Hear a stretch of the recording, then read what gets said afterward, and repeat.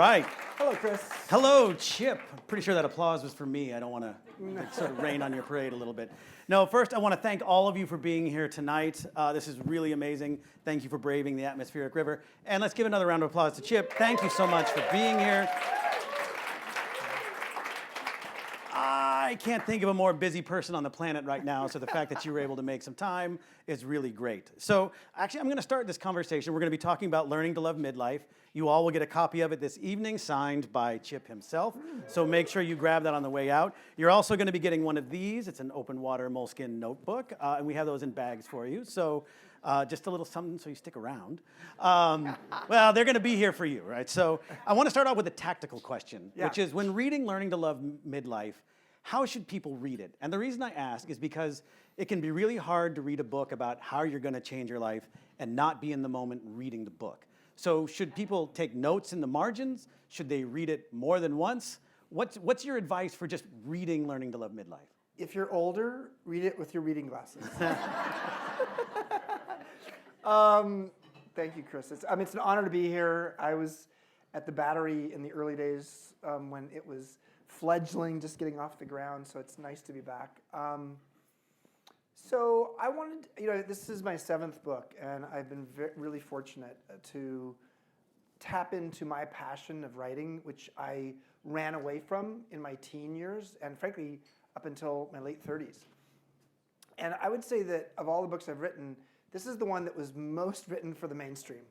And it doesn't mean I dumbed it down, I just shortened it. So this is the kind of book that you can read flying from San Francisco to New York. It's a 5-hour read. It's a 5-hour Audible book. It's short. It's sweet. Other than the chapter on the hero's journey, which Jane doesn't like a whole lot. My favorite chapter, but it is dense and long. But most of the chapters like 12 pages. And what I would recommend is read the introduction around like my framing of what is midlife, which we'll maybe come back to. And then look at the 12 reasons why life gets better with age. And look at the ones that most resonate with you or the ones that you're scared of. And then read that chapter. So you do not have to read it chronologically. You can taste test the book. And part of the reason I wrote the book, and then I'll finish up, is we don't have many pro-aging messages out there. We have, exactly. We have anti-aging messages, which are mostly anti-women messages, because the anti-aging industrial complex wants you to feel like you don't look good. And that's what anti-aging products are usually built around. But then there's also the biohacking movement, so that's oriented toward women, and the biohacking movement is mostly oriented toward men. And it's either like, I'm going to make myself look like I'm still 30 years old, or I'm going to live till I'm 130 years old. And the number one thing I've learned in the last 6 years since starting MEA, and how many MEA alums are there here? Ooh, a lot of you, so great to see so many. Yeah, we're a cult, I'm sorry. We travel together, we have the electric Kool-Aid acid test bus in front. No. So Becca Levy at Yale taught me something, and she has shown in her research that when you shift people's mindset on aging from a negative to a positive, you gain 7.5 years of additional life. This is more life than if you stopped smoking at 50 or started exercising at 50. We have PSAs, public service announcements, about stopping smoking and about starting exercising. Where are the PSAs saying, hey, aging ain't so bad?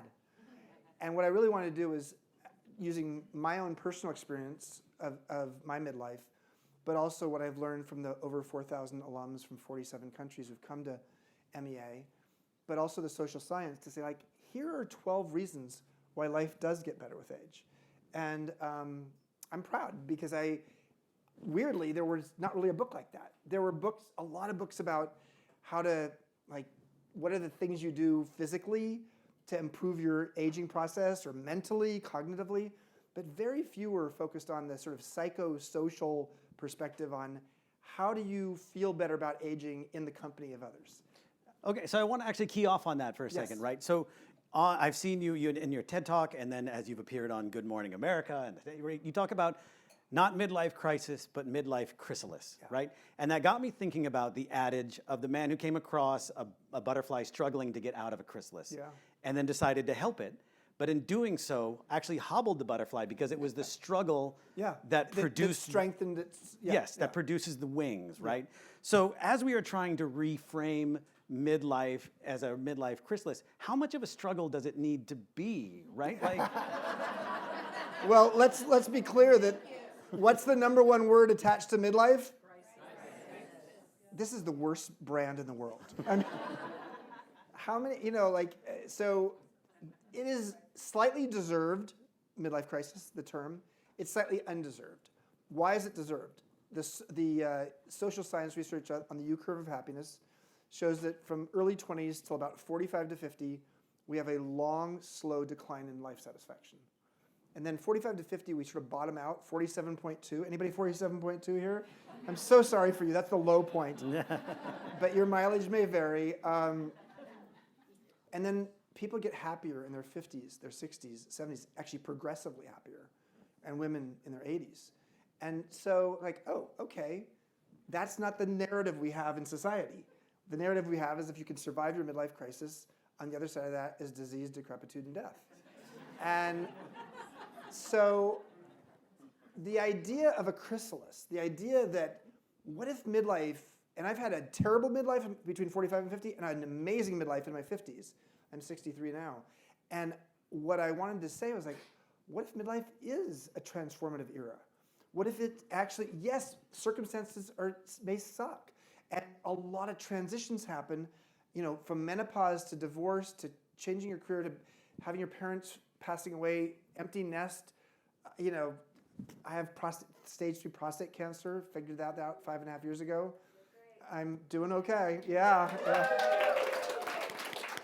Had my 36 sessions of radiation and my hormone depletion therapy end one day before I flew to New York to be on Good Morning America 2 days later. That was wild. But what I really wanted to do was to help people to see wow, maybe there's some hope here. And to help people to see what Paul was saying, I'm 58 years old, maybe I still have a lot of life ahead of us. So the average age of people who come to MEA is 54. The average age they think they're going to live till is 90. 54 is exactly halfway between 18 and 90. How many of us at 54 would say, oh, I'm halfway through my adult life. I have as many years ahead of me of adulthood as I have behind me. We don't think that way, partly because we're so frightened by those last 5 years. And those elderly years, not modern elder years, but the elderly years. But the truth is that we are living in a society, although the U.S. longevity sucks right now, but globally, people are living longer and longer and longer. So we have a lot more life ahead of us. And I really wanted that message out there because I lost 5 male friends to suicide, ages 42 to 52 during the Great Recession. And I had suicide ideation myself. I talk about it in the book, You All Getting a Book.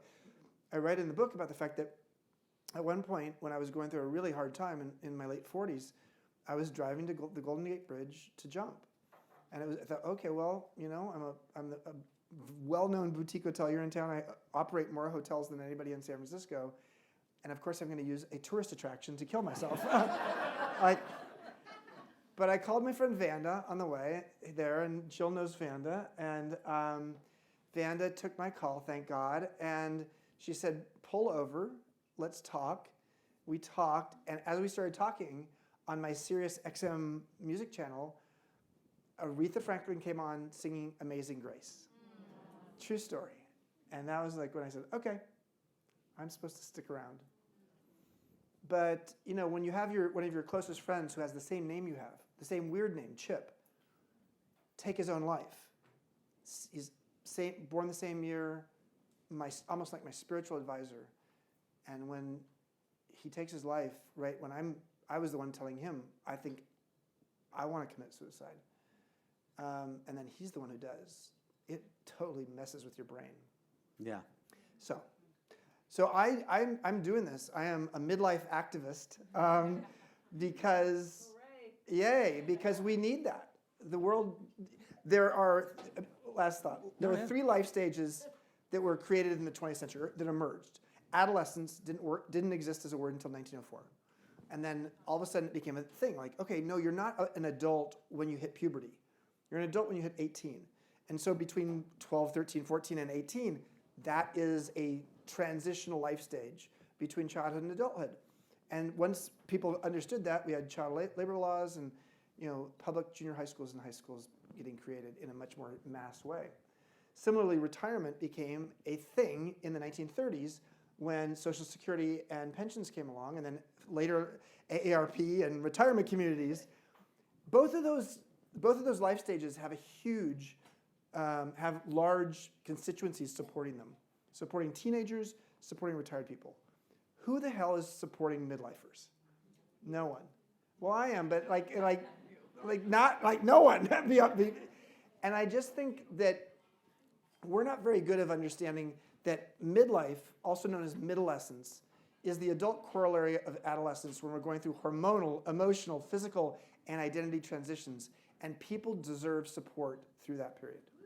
So I want to thank you. Yeah. So let's actually get some hopeful ideas here, right? Which is understanding, right? Coming back on the up curve, right? Yeah. Although Death and Decrepitude, I think, is going to be my band name, okay, if you don't mind. All Carpenter's covers. So one idea in learning to love midlife is just the importance of community. It's an idea that comes up over and over again, right? And we're at a time where it's both, it seems, easier than ever to find a community because it's online and you can find your people there, and harder because, especially coming out of a pandemic, you're stuck in a rut, or maybe you have this sort of crisis mindset. So obviously you have created a community because you all are here. But what kind of advice do you have for people to find community that really helps them sort of get through this chrysalis stage and to the next? Well, I'm a geek, and so let's start with the social science. And the social science is pretty conclusive on this. This is the number one variable that creates a longer, healthier, happier life, and that is social wellness. Bob Waldinger at Harvard is overseeing a study that's been going on for 85 years, a longitudinal study where they've studied the same group of people who are almost all dead now for 85 years. And the number one variable of the people who lived happy, healthy lives in their 80s and 90s was how invested were they in their social relationships in their 50s, 40s, 50s, 60s, basically midlife. So this is important to know. So Becca Levy has 7.5 years, and then there's this piece of data, and yet we don't think of friendship as a practice. We have practices in our life. The practices in our life we get better at. But in our 20s, 30s, and 40s, we have so many fucking spinning plates happening simultaneously. Our job is to accumulate obligations and responsibilities and children, and so what happens is our friendships winnow. And men, this is more true of us than women, such that by the time we get to our 50s, for a lot of men and some women, there's a deep sense of I feel alone. And we used to have social infrastructure, whether it's the church or PTA or the Lions Club, that provided that sense of community.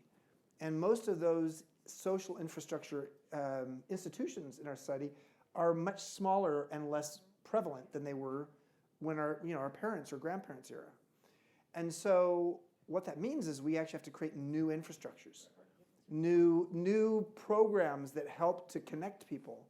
And so I call this social wellness, and because when you hear the word wellness, the immediate thing you go to is my diet, my sleep, my exercise. All that's important. I want to be very clear. This is a rental vehicle we were given, we were issued at birth, and we're supposed to maintain our rental vehicle, and this personal wellness is important. But the thing that's more important than even the personal wellness is the social wellness. How do we feel connected, and how do we feel loved, and how do we feel seen? That's the most important piece. To feel seen and to be able to see someone else. And I think, what's that? Burning Man, yeah. Well, Burning Man does it, and I was a founding board member of the Burning Man nonprofit, so I have some connection there. But MEA does that, right? I mean, the MEA folks here, yeah. That is And we need to create, so I think MEA is like a little bit I don't know, maybe something on the horizon that you're going to see, that we're going to see more and more new social infrastructures show up. And we're a midlife wisdom school, and we have 4,000 people around the world from 47 countries who've gone through MEA, and we have 26 regional chapters, and we are the new form of social infrastructure. And we need that. There's no doubt we need it because loneliness is an epidemic, and it has incredibly toxic negative effects on people's livelihoods and their lives. So let's lead into that, because one of the things is, and I heard you talking about this during your AMA yesterday, I think it was that or the day before, right? It was just, everybody knows Maslow's hierarchy of needs, right? And that was written at a very different time. And now we're at a time where people are like, oh, well, you got to box breathe, and you got to take this supplement, right? And you have to, cold plunge, and you got to do all these things to stay healthy. Do you have, and I don't mean that just in like the physical sense, right? Like they're also, be mindful, do all this, and it becomes like, oh, how am I going to do anything in the day because I have this list of things. Do you have like a Maslow 2.0 for people? Well, and some of you know I'm a total Maslow junkie. I wrote a book called Peak, How Great Companies Get Their Mojo from Maslow, and I appreciate you bringing up Maslow, Chris. So I have a daily blog. It's called Wisdom Well, and if you go to MEA, you'll see it there, and you get a free subscription, and I send you an email and each morning, 5:15 Pacific time. I don't write it before that. I stack them up, but my blog post for this coming Monday, I believe it is an open letter to the tech bros who want to live forever. And it's really written from the point of view of we are trying to biohack our way into cheating death. And Brian Johnson, if you know who Brian Johnson is, has gotten a lot of attention, who's spending $2 million a year to live forever. He's the ultimate version of that, and he was on Rich Roll this week, and I was lucky enough to be on Rich Roll a couple weeks ago. So I love Rich Roll, and I was listening to podcasts and listening to Brian, and I was trying to have an open mind. But what I came away from that was, and I actually had more of an open mind. I felt better about him after hearing the 2.5-hour podcast. But what I will just say is, why it's biohacking is all about men who care about length. I have not said that in public before. And these two know, because they're always here in front row. Biohacking is about men who care about length. And I think it's time to focus on depth. And scarcity creates value. Scarcity creates meaning. If we're going to live forever, we are not going to have the opportunity to use death as an organizing principle for life. And so I would love to have a debate with Brian Johnson, because what I find, I don't want to say offensive, that's too strong of a word, but just concerning, is he's done a lot of publicity. And he and I are doing publicity. So I'm doing it for my book and for MEA and all that. But his is like, oh, you've got to do 120 supplements a day. Yeah. And there's a sense that there's some miracle or secret. And if you actually are lucky enough to be in the exclusive crowd, making enough money with enough time to put into this stuff, that you can cheat death. And I just think if someone is generally not socially adept, and he's definitely not, and you don't know how to build relationships, then what is the idea of living to 150 gonna give you? I think it's great. I want more longevity. I think the U.S. sucks right now because it's such an underreported thing about our longevity in the United States today is the same as it was in 1996. It's below China, Croatia, Chile, Uruguay. Just a lot of the part of the world that's not Peru. we suck at this. And there's a lot of reasons for it. So I think longevity is really essential. But I think longevity for the masses is more important than longevity for the tech bros. Fair enough. I mean, I It's think a we very figured popular out. thing to say. Yeah. Although maybe not at the Battery. Well, I think we just figured out our next live event. So it'll be in an octagon. And so actually, I want to stick on technology for a second, right? And I want to go back to one of your other books, Yes. Wisdom at Work. And in that book, you wrote about the importance of crafting catalytic questions, right? But what I thought was interesting is that seems to take on a different take in the age of AI, where you prompt AI to do work. Now, obviously, there's a fear around AI is going to take my job, AI is going to do this thing, but it's also the people who understand how to use AI. So I wonder if you've thought at all about wisdom in the age of AI and catalytic questions as a means to really rise above, for lack of a better term, right? Your preconceived station as you're older. So I think the whole AI era we're in is fascinating because it may be moving out of the knowledge era because knowledge is so commoditized and AI has all of it, to the wisdom era, in which wisdom becomes the scarce and valuable thing in the world. And AI doesn't necessarily have wisdom yet because wisdom really comes from life experience. Our painful life lessons are the raw material for our future wisdom. And so I do think that the difference between an AI experience where you're asking it a question and it's giving you an answer is different than having a conversation with someone who's wise, where the wise person's asking you the question and you're giving the answer. And so AI is very much about the thing that, the brainiac that has all the answers.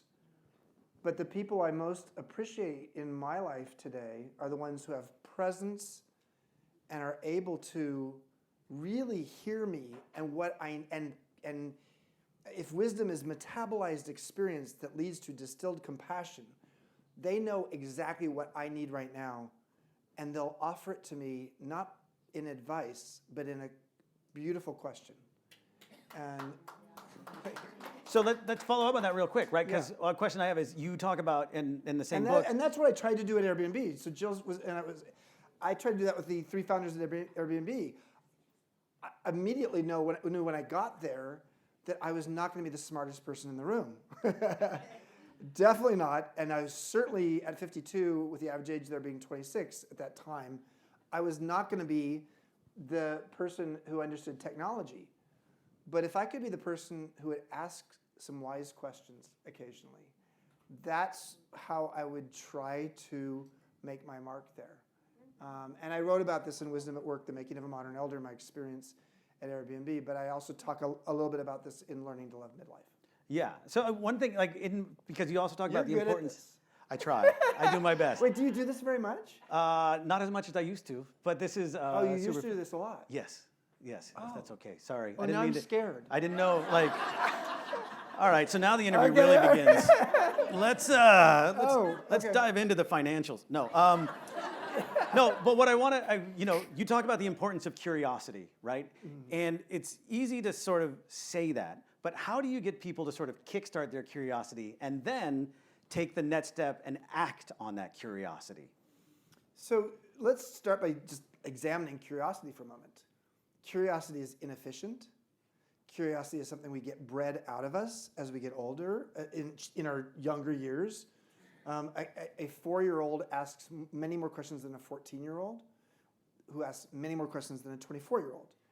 And so we get curiosity bred out of us. And because then we get really busy and it's inefficient, we don't spend a lot of time asking bigger questions because we don't have time for them. And a lot of companies don't love curiosity because you only got a 30-minute meeting. So first and foremost, curiosity is the raw material or the taproot of what creates creativity and innovation. Curiosity is at the core of that. So what we have to look at, both in companies but also in our own lives, is how do you create the space for curiosity? And then if you can do that, and one of the things that MEA is good at is being able to ask bigger questions, help people to come, have life-changing questions offered to them, and then life-changing conversations with their cohort that lead, full of curiosity, that leave them in a place of saying, oh my God, I had no idea that was possible for me. The new options. Because often around midlife, you feel like, oh my God, it's all narrowing. Narrow, narrow, narrow. And what we really need to do is help people see like, oh, there's options. So the key is create space for curiosity. Mary Catherine Bateson, whose mother was Margaret Mead, father was Gregory Bateson, famous psychologist, Harvard professor who's passed, talked about the midlife atrium. And you'll read about that when you read the book. I think we need a midlife atrium. We need people at age 50, let's say, to say like, I'm going to take, if nothing else, at least 2 or 3 weeks off. I'm going to do a sabbatical. I'm going to go take a gap year. I'm going to do something that allows me to have space to reflect. Because if you have space to reflect, you can be curious. But curiosity alone won't get you to the other side of the bridge. You actually then have to have an action plan. And frankly, you need a social support system to help you in that transitional process. And that's really what MEA is built on, is the idea not just like, okay, have the questions, et cetera, but how does a cohort of people that comes together, 24 of them, let's say on average, have a ongoing conversation? Or how do I come back to the place I live? I live in Houston, Texas, and there's a cohort of people there who are there to support me through this transition. Because curiosity will bring up lots of questions. Then you got to put together the action plan, and then it's important to have the support for you to actually carry that out. Yeah. Excellent. Thank you. So I want to actually, on the atrium, right? Yeah. So one could read your book and go like, well, it's easy for Chip to say. He's a handsome fellow who sold joie de vivre and worked at Airbnb, right? He can do all these things from Baja. For sure. How do you get people to sort of learn to love midlife from where they are?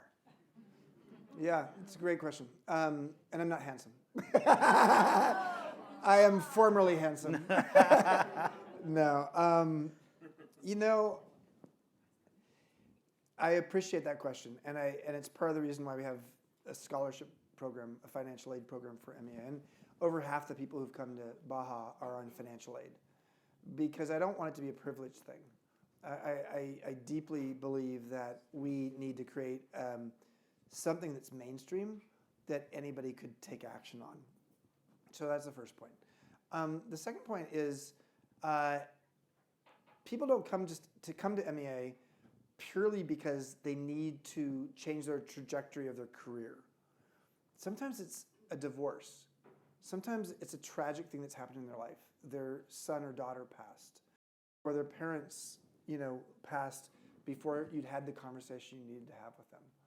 Or it's a health diagnosis, or it's like struggling through menopause, or there's a lot of different transitions happening. And so, and those transitions, menopause happens to all women, almost all women. I don't want to be like a doctor here, but let's say all women. No, let's mansplain it. Yeah. I have no fucking clue.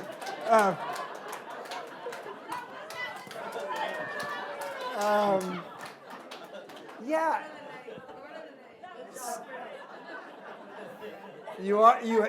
You are experienced.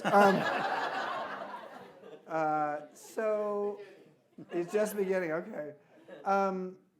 So I think that many of the life circumstances that lead to transitions don't necessarily have to do with you having money. They have to do with a variety of things, including like a spiritual awakening and a variety of other things that really happen in midlife. So, but let's be specific. Let's be narrow and just say like, okay, you're 55 years old. Nobody wants you. So Jill was in charge of recruiting for all of Airbnb over here. I'm sorry, I'm like outing you over there. One of the executive recruiters that I really admire out there said something to me when I wrote my book, Wisdom at Work, The Making of a Modern Elder, which is really almost like a handbook for people in midlife trying to go out and figure out their way in the career world. And she said to me the following. She said, Chip, tell people that if they show up with curiosity and a passionate engagement in what they believe in, people won't notice their wrinkles, they'll notice their energy. And that is, I think, true. Yes? Yes, Jill says it's true. And so I think one of the things we have to help people with is help people to disengage from the social ageism that is imposed upon us by Hallmark cards. I mean, right? Like Hallmark cards, when you start at 40 and beyond, it's like it's just beating you up. It's telling you everything's going wrong. And so we actually have to help people shift their mindset. And so if you can shift your mindset and you can show up differently in the world, I'm not saying it's magical, and this is not like The Secret or any of that kind of crap. It is about showing up, though, and by having a different perspective on what you have to offer, it makes a big difference. One of the exercises I love doing at Airbnb, at MEA, we don't do it every week, but we do it some weeks, is a repeating question. I'm going to do it with you right here. Okay. Chris, oh my God. Let's do it. All right. So Chris, this comes from Peter Drucker. Peter Drucker had a whole premise that the number one question anybody in an organization should ask is, what business are we in? And then we created that and turned it into a repeating question 5 times, and it's what helps you understand like what business you're in. And when we did this a month after I joined Airbnb in 2013, early 2013, we came to realize we were in the belong anywhere business, and we're not a home sharing company. So I take that idea and then apply it in the following way. So Chris, what mastery or gift can you offer the world? Interviewing people. Okay, interviewing people. Thank you. Yes, very good. Thank you, Chris. Take a deep breath. What mastery or gift can you offer? Writing. Beautiful. Thank you. You're welcome. You're 2. We're going to do 5. Okay. You can't repeat the same. I won't repeat. Take a deep breath. What mastery or gift can you offer?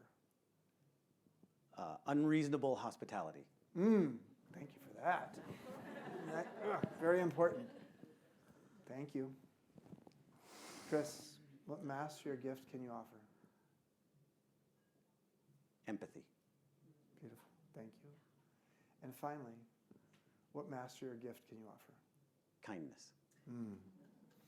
So, I'm about to choke up a little bit. That's a magic trick you just pulled. magic. Yeah, this is magic. So what we just did there in the Battery in San Francisco with all these people watching is not the best environment to do it in. But if you have that question asked to you 2 days into a workshop in a place that's quite magical in Baja or in Santa Fe, where you've already built some relationships and no one other than the person asking it is hearing it, you may find, as I did when I did this exercise, that I am a social alchemist. I thought I was a boutique hotelier, but I learned that I was a mixologist of people. Yeah. And that's what I do for a living, and that's my gift. You know, the purpose of life is to find your gift. The work of life is to develop it, and the meaning of life is to give it away. So how do we help people in midlife start to cultivate and harvest their gift in a way that they say like, oh my God, that's a thing I could offer. And we often miss it because we have been associated with this gift for 20 years. And there are things that the founders of Airbnb said to me like, oh my God, Chip, that was so amazing. And of course, I said a lot of not amazing things too, because I was an idiot. I didn't understand tech. But the things that I thought were so fucking obvious at 52 years old were not obvious to Brian Chesky at 31. Yeah. And so part of what we have to do is to help to realize like we have gifts, we have wisdom, we have things that we've learned, but we don't even value it. And so having someone who's an enlightened witness in an exercise like this can help us to realize, oh my God, I can be a social alchemist. And ever since I learned that a few years ago, I was like, that's my gift, and that's what I'm supposed to do the rest of my life. I have one small question left for you, and then we'll open it up for a little bit of Q&A, which I will explain in just a second. I am 51 years old and have always wanted to learn how to surf. What's the best way for me to start? Yeah. Go to MEA. So we have All right, well, there you go. we have a guy named Jim Flaherty. He came to MEA twice last year. He's 88 years old. And at 87, he went out. So long story short is our programs are now 5 nights long. They used to be 7 nights, now they're 5. And on the very last morning, people go out and have the opportunity, if they choose to surf. Now, in a group of 24 people, if you'd ask the people at the first day, how many of you would go like to do a surfing lesson at the end? Maybe like 2, 3 people would say yes. But by the end of the week, at least half of the group, maybe sometimes 2/3 of the group will say yes, including Jim at 87, went out on a surfboard. The most important thing, whether it's surfing or learning Spanish, both of which I started learning at age 57, couple thoughts. Number one is, what is it that you know now or have done now that you wish you'd learned or done 10 years ago? And then ask yourself the following, after you've figured that out. 10 years from now, what will you regret if you don't learn it or do it now? Because anticipated regret is a form of wisdom. So at age 57, 6 years ago, I'm living in Mexico.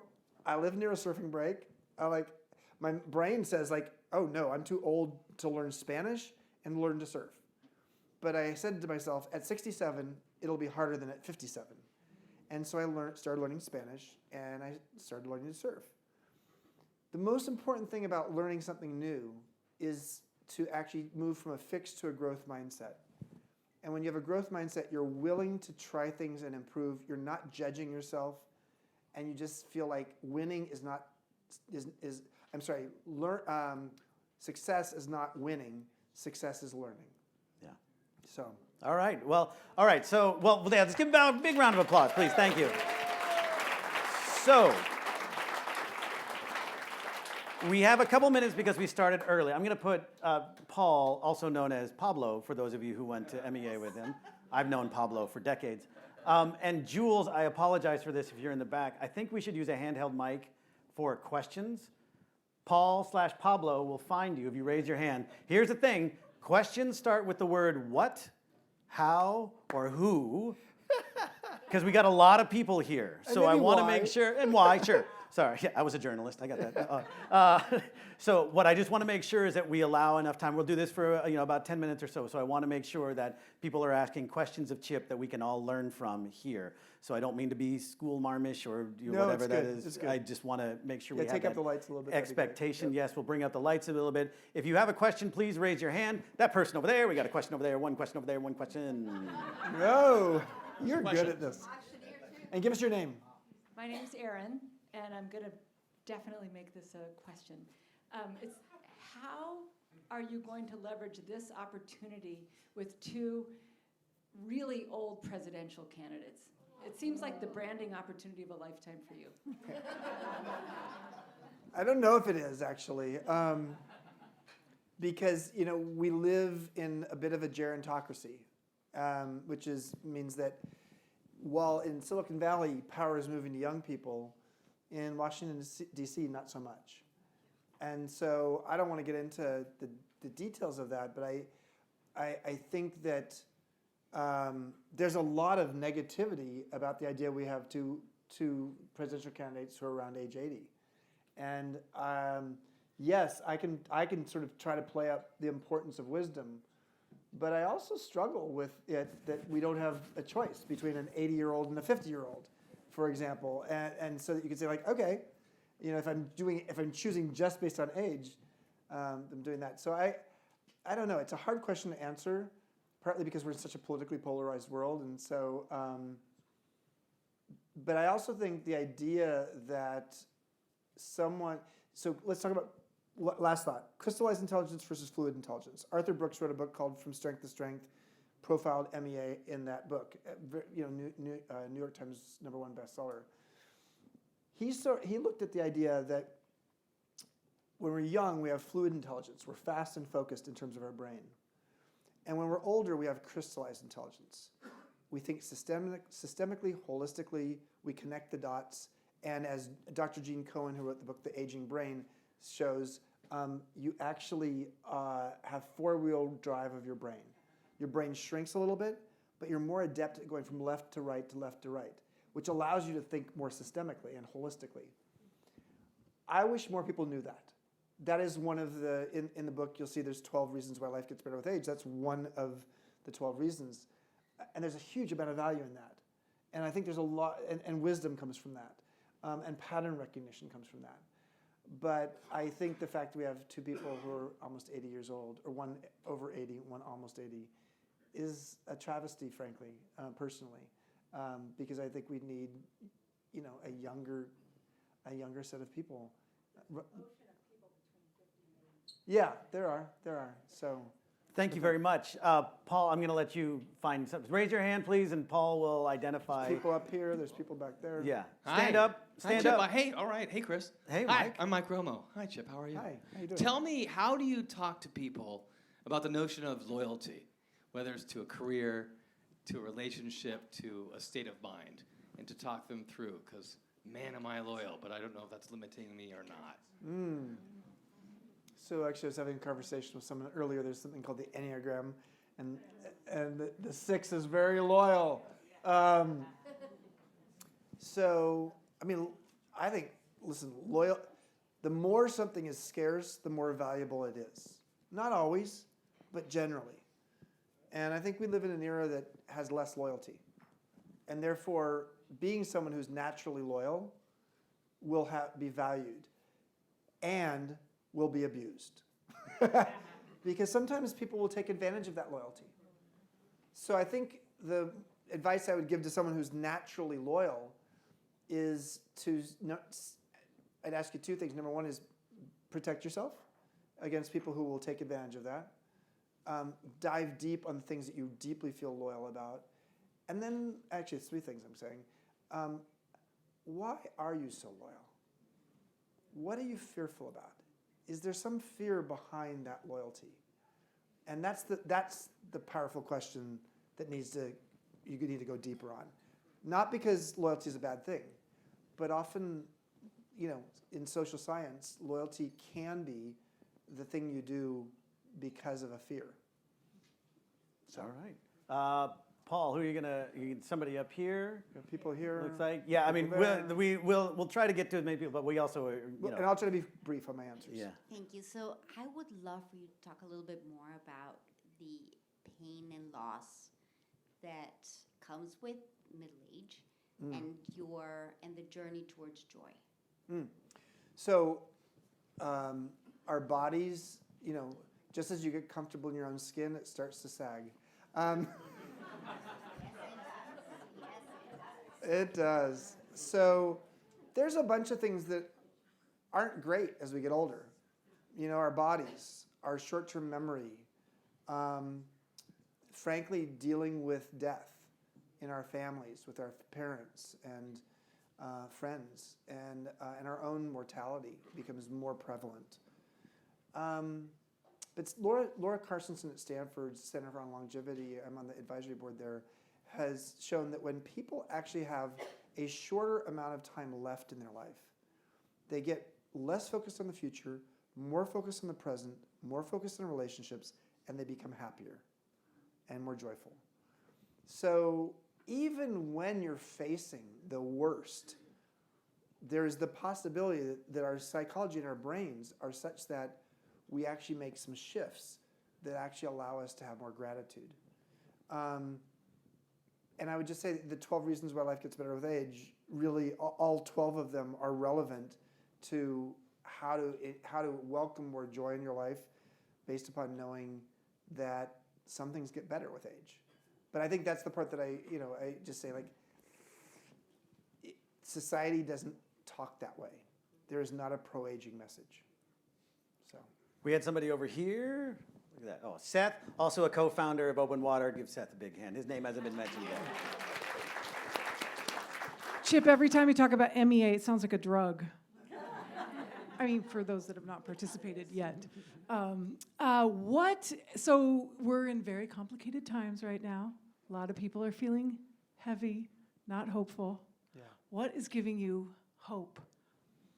So, I mean, I have rough days sometimes. I mean, when you're facing stage 3 cancer and trying to launch a book and launching the MEA Santa Fe campus and having parents who are 86 who are struggling right now, and there's a lot. The key is to figure out what is the path for you to move from feeling the weight of the world to feeling the wonder of the world. And Dacher Keltner, who's on our faculty, UC Berkeley professor who started the Greater Good Science Center, and lives within walking distance of our MEA Baja campus. When the world's leading expert on awe lives in your neighborhood, you know you live in the right place. He wrote a book called Awe a year ago. Beautiful book. And he focused on the 8 most common pathways to awe around the world. And you'd think that number 1 on the list would be nature. Nature was number 3 on the list. Number 2 on the list was something that I learned at Burning Man, collective effervescence. When your sense of ego separation declines or disappears, and your sense of communal joy grows. And number 1 on his list was moral beauty. When you see courage and kindness and equanimity and resilience, and it gives you faith in humans. So MEA is dedicated to creating an environment of collective effervescence and moral beauty. And that's what we try to do. And it's so needed. And I had no idea when Dacher told me this. He said, these are the top 2. They're pro-social. They're like they're about being pro-social, being the value of social. It's like, wow, maybe we need more of this. We need to create structures that allow for more of that. So for me in my life, I meditate a lot, and that's how I get myself refueled. No more drinks for her. That's Anita, by the way. It's Anita's 70th birthday. Yeah. Oh! An MEA alum. So yes, I think that's what I would say. So I think that is actually, we got one more question? One more question, Jane. Jane, go for it. Well, I was just going to say, follow up on that. So, Chip, anticipatory regret. What are you going to regret at 73 if you don't do it at 63? Loving and caring and being there for my 2 sons who are 12 and 9. And I have a foster son who, long story short, 28 years old. When I was 28, he was 13. My first hotel was the Phoenix in the Tenderloin, and Rock and Roll Hotel. And I ended up becoming the mentor to this African-American kid who ended up homeless, ended up in a group youth home. I ended up becoming his dad. And so I became a foster dad I'm a gay guy, he's a straight guy. What is that going to be like? Like a sitcom. He's black, I'm white, like, wow. And he about 15 years later, in his late 20s, had a meltdown because of a bunch of things that happened. And I felt like a bad dad. And so I was reluctant to ever think I could be a dad again. And then when I was selling Joie de Vivre a few years ago, before I had announced it, one of my best friends, Laura, came to me and said, have you ever thought about being a dad? She's a lesbian, and she and her partner wanted me to be their sperm donor. And so I became dad. I did my thing, and babies were made. And so I have a 12-year-old and a 9-year-old, Eli and Ethan. And so the thing I'll regret at 73 is if I, at 12 and 9, especially these next few years, if I'm not deeply involved in their life. And so and that question helps me to remind myself, I don't want to have that regret. So ask yourself that question tonight. Just a few things before we thank Chip, if real quick. Do you mind if I move this real quick? This bag there's one back here for everybody. It contains Learning to Love Midlife, signed. You've always worried you're going to become a bag lady. You just became one. By Chip, and it contains a beautiful open water moleskine, which you hope, that we hope you will use as your wisdom journal or whatever kind of journal you need. I want to remind everybody to please visit OpenWater.group. It's important that I say .group because there are a lot of other open waters out there, so visit OpenWater.group. And I want to say personally, like when my wife found out that I was interviewing you, she kind of was like, because she saw you speak years ago when you were still at Joie de Vivre, I believe, and she said it was the most transformative talk she'd ever been to, and now I personally understand why. So please, let's give a big round of applause for Chip Conley. Thank you. As Paul/Pablo mentioned earlier, we're going to clear out some chairs. You're welcome to hang out for a little bit. Please, the whole point of Open Water is to relationships create opportunities. We're in the flourishing business. We want to help everybody flourish at this stage in their life. So please stick around, meet people, and that's it. Thank you, everybody. Oh my